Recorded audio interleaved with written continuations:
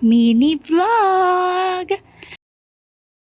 Introducing Juice. Napakasarap. Located ito sa food court ng SM Tanza.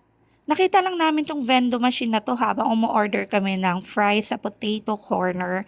So ayan, pindot-pindot ka lang dyan and for just 100 pesos, makakainom ka na ng freshly squeezed na orange. Yes, tamang narinig mo, freshly squeezed na orange. Perfecto for your kids, guys. Hindi dapat puro milk tea ang pinapainom nyo. Hindi dapat pinatitikim ng soft drinks ang bata pa. Ito dapat ang ipainom nyo. Fresh na fresh, sobrang healthy, for just 100 pesos. Tatlong orange na yan na piniga. Sobrang healthy talaga, walang halong chemical. So kung gusto ninyong i-try, puntahan nyo na sa SM Tanza Food Court. Di ko sure kung may iba pa tong branch eh. First time ko lang to nakita sa SM. Baka ngayon lang kasi ulit ako nag-SM. By the way, kung i-rate ko to, it's a 10/10.